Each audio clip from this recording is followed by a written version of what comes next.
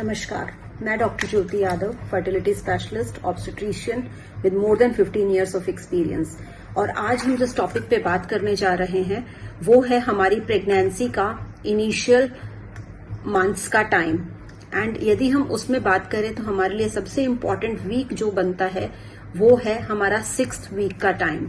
सो 6th week के अंदर हमें कौन कौन सी चीजें माँ के अंदर चेंजेस आते हैं या कौन कौन से हमारे बेबी के अंदर चेंजेस होते हैं और उनके लिए हमें कौन सी सावधानी बरतनी है और क्या क्या ट्रीटमेंट्स हैं, इन सब पे हम एक एक करके बात करेंगे। तो यदि हम माँ के लिए बात करें तो प्रेगनेंसी में एक बीटा एचसीजी हार्मोन है जो बढ़ता है एंड जिसके बढ़ने के कारण जो चीजें माँ के अंदर आती हैं उस बीटा एचसीजी हार्मोन के बढ़ने के लेवल्स की वजह से बहुत ज्यादा थकान रहने लग जाती है,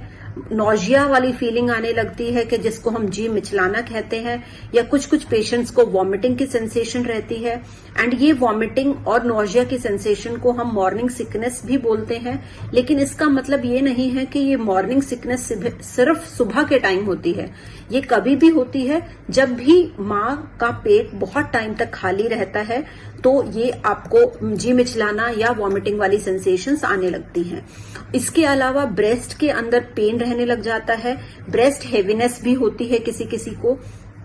एंड नौजिया वॉमिटिंग की वजह से शुरू के महीनों में वजन बढ़ने की बजाय हमारा कम भी हो सकता है। सो यदि वजन भी कम हो रहा है तो इसमें भी कोई घबराने वाली बात नहीं होती, वो वजन हमारा आगे प्रेगनेंसी में बढ़ जाता है। अब यदि हम बात करें कि हमारे बच्चे के अंदर कौन कौन से चेंजेस होते हैं, तो शुरू में बच्चा जो होता है वो हमारा सिर्फ एक मटर के दाने जितना होता है, लगभग 20 mm के करीब। लेकिन 6 हफ्तों के टाइम पे बच्चे के अंदर धड़कन आनी शुरू हो जाती है। इसलिए जो लेडीज ये सोचती है या बोलते हैं कि शुरू के 3 महीने में हम कोई अल्ट्रासाउंड नहीं कराएंगे या शुरू के अल्ट्रासाउंड कराने से बच्चे को दिक्कत हो सकती है, तो यहाँ पे मैं ये कहना चाहूंगी कि 6 हफ्तों पे जहां बच्चे की धड़कन पहली बार हम सुन सकते हैं उस समय पे ही पहला अल्ट्रासाउंड होना चाहिए, सो दैट कि हमें जल्दी से जल्दी ये पता चले कि हमारे बच्चे के अंदर धड़कन आई या बच्चे के अंदर धड़कन नहीं आई है। एंड शुरू में जो बच्चे की धड़कन होती है वो लगभग 100 से 110 बीट पर मिनट ही होती है। जैसे जैसे हमारा बच्चा बढ़ता है वैसे वैसे धड़कन भी बढ़ती चली जाती है। एंड इस मटर के दाने जितने बच्चे के अंदर भी धड़कन आती है। सो आप अपने डॉक्टर के पास जा सकते हैं, आपको 3 महीने तक इंतजार करने का जरूरत नहीं है। जैसे ही आप 6 हफ्तों के लगभग पहुंचते हैं या जब भी आप प्रेगनेंसी डिस्कवर करते हैं, मेरी सलाह ये रहेगी कि आप अपने डॉक्टर की सजेशन के साथ ही ट्रीटमेंट को आगे बढ़ाएं। अब इन शुरू के 6 हफ्तों के टाइम के अंदर हमें कौन कौन से प्रिकॉशंस या कौन कौन सी सावधानियां बरतनी चाहिए। जैसे कि मैंने कहा कि बहुत ज्यादा थकान रहने लग जाती है इस हार्मोन के ओवरलोड की वजह से, जो प्रेगनेंसी का हार्मोन होता है जिसे बीटा एचसीजी कहते हैं। तो एक प्रॉपर नींद होना बहुत जरूरी है, जिसमें सिर्फ रात को सोना नहीं, हम ये बोलते हैं कि दिन में भी आपको घंटा 2 घंटे का नींद जरूर लेना चाहिए ताकि आपको वो थकान ना हो। फिर हम ये बात करते हैं दूसरे सिम्टम की, जो हम नौजिया जिसे हम बोल रहे हैं, जिसका कारण अक्सर पेट का खाली रहना रहता है। यदि बहुत टाइम तक गर्भवती माँ ने कुछ खाया नहीं या फिर रात के, जैसे हम टाइम की बात करें तो रात को डिनर के बाद यदि सुबह तक कुछ नहीं खाया है तो पेट खाली रहने की वजह से ज्यादा एसिड बनता है और उस एसिड की वजह से नॉजिएटिंग वाली फीलिंग रहती है। तो उस केस के अंदर जिन लोगों को सुबह के टाइम पे, जिन महिलाओं को नौजिया लगता है, उनको मैं ये सलाह देना चाहूंगी कि वो सुबह के टाइम जब भी उठती हैं तो बिस्तर से तब उठें जब वो कुछ ना कुछ ड्राई स्नैक खा ले, जिसकी वजह से वो पेट के अंदर कुछ चला जाएगा तो एसिड प्रोडक्शन न्यूट्रलाइज होने के चांसेस रहेंगे और नोजिएटिंग सेंसेशन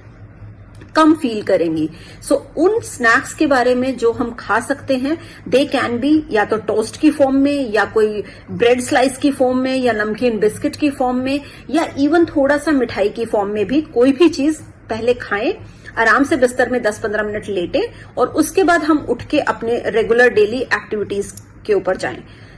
नॉन ऑयली फूड हमेशा रिकमेंडेड होता है, चाहे वो सुबह के टाइम में खाना हो या सारे दिन में, तो ऑयली फूड को आपने अवॉइड करना होता है। उसके अलावा दूसरी चीज जो यहाँ पे ध्यान देने वाली है कि आपको बहुत बहुत लंबे टाइम तक भूखा नहीं रहना है। दैट मीन्स कि हर 2 घंटे 3 घंटे में आप थोड़ा थोड़ा छोटा छोटा मील खाएं सो दैट आप बहुत लंबे टाइम तक आपका पेट खाली ही ना रहे, जिसकी वजह से आप बहुत सारी नॉजिएटिंग वॉमिटिंग सेंसेशन से बच पाएंगे। ये तो है एक नॉर्मल वॉमिटिंग या नोजिया यदि हो रहा है तो हम प्रिकॉशनरी ये चीजें कर सकते हैं। उसके अलावा जो आपकी डाइट है उसमें भी ऑयल का कंटेंट कम रहना चाहिए, आपके कार्बोहाइड्रेट का कंटेंट ज्यादा रहे, and hydration, I would say कि पानी की मात्रा में बिल्कुल कंजूसी नहीं करनी है, प्रॉपर हाइड्रेशन रहना चाहिए, प्रॉपर इलेक्ट्रोलाइट बैलेंस रहना चाहिए, जो कि नमक की फॉर्म में, जैसे मैंने कहा कि आप सॉल्टी स्नैक्स ले सकते हैं सुबह। सो इलेक्ट्रोलाइट्स को प्रॉपरली मैनेज करना है। कुछ लोगों को कभी कभी हम ये कहते हैं कि हमें अदरक खाने से नोजिया थोड़ा सा कम लगता है या नींबू खाने से थोड़ा सा नोजिया कम लगता है, तो वो भी लिया जा सकता है प्रेगनेंसी के अंदर in order to avoid the nausea feeling. इसके अंदर यदि जिंजर की मैं बात करूं या नींबू की, लेमन की बात करूं, तो इनकी कैंडीज की फॉर्म में भी ये हमारे पास मार्केट में अवेलेबल होती हैं। तो यदि आपके पास घर में फ्रेश अवेलेबल नहीं है या आप कहीं वर्किंग फीमेल हैं, तो आप उनके कैंडीज अपने पास रख सकते हैं, और जब भी आपको कोई ऐसी सेंसेशन लगती है नोजिएटिंग वाली, तो आप वो कैंडी खा सकते हैं और उससे आपकी नोजिएटिंग सेंसेशन कम हो जाएगी।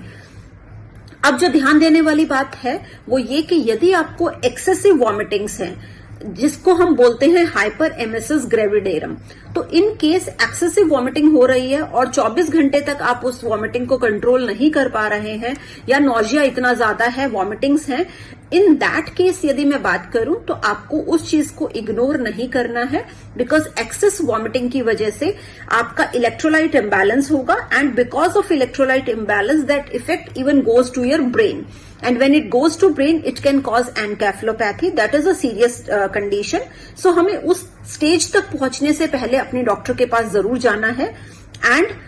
वहां पे जाके चाहे डॉक्टर हमें वो सलाइन की फॉर्म में इन्फ्यूजन्स दे सकती हैं या इंजेक्शंस दे सकती हैं वॉमिटिंग को कंट्रोल करने के लिए, so as to maintain our electrolyte in a proper manner. So आपको उस कंडीशन के अंदर डॉक्टर के पास जरूर विजिट करना है, एंड प्रॉपर ट्रीटमेंट एक सही समय पे शुरू करवाना बहुत जरूरी है।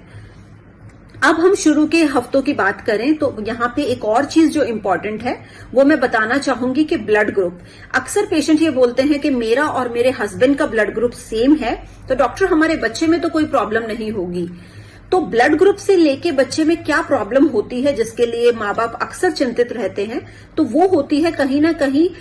यदि फीमेल का और हस्बैंड का ब्लड ग्रुप सेम नहीं है तो प्रॉब्लम हो सकती है, बट यदि दोनों का ब्लड ग्रुप सेम है तो एबीओ इनकॉम्पेटिबिलिटी नाम की जो चीज है वो बहुत कम होने के चांस हैं। वेयर एज यदि दोनों के ब्लड ग्रुप डिफरेंट है, like mother if it is O positive and husband का ब्लड ग्रुप यदि ए और बी पॉजिटिव है, तो एबीओ इनकॉम्पेटिबिलिटी के चांसेस थोड़े से ज्यादा हो जाते हैं। इनकॉम्पेटिबिलिटी की यदि हम बात करें तो वो कहीं ना कहीं ज्यादा है यदि मदर का ब्लड ग्रुप नेगेटिव है एंड हस्बैंड का ब्लड ग्रुप पॉजिटिव है। इसलिए हमें माँ का और हस्बैंड का, मदर का एज वेल एज फादर का ब्लड ग्रुप जानना जरूरी है, एंड उनको पता भी होना चाहिए इस चीज के लिए, and the risk should be explain to the father and mother both. And इन सब कंडीशंस के साथ जब भी आप डॉक्टर के पास जाएं तो आप इन सब चीजों को डिस्कस भी कर सकते हैं, एंड आपकी डॉक्टर आपको बता भी सकती हैं। सो यहाँ पे हम इस वीडियो को खत्म करते हैं। इस सीरीज की ये वीडियो थी जिसमें हमने इनिशियल हफ्ते में कौन कौन से प्रिकॉशंस रखने हैं और कौन कौन सी सावधानियां हम घर में रख सकते हैं एक हेल्दी बेबी के लिए एंड एक हेल्दी मदर के लिए। हम अपनी अगली वीडियोज में और भी कुछ सिम्टम्स के साथ बात करेंगे आपसे। सो देखते रहिए, ये सीरीज सिर्फ और सिर्फ प्रेगनेंसी से रिलेटेड बनेगी, एंड सारी वीडियोस कहीं ना कहीं आपको लाभ देने के लिए बनाई जा रही हैं। और यदि आपका कोई भी क्वेश्चन है और यदि आप चाहते हैं कि हम किसी पर्टिकुलर चीज के ऊपर आपसे बात करें, तो आप प्लीज कमेंट बॉक्स में वो सब्जेक्ट लिख सकते हैं, एंड हम उस पर आपके लिए अगली वीडियो में बनाई जा सकती है, and you can connect to us through this YouTube channel. Thank you so much.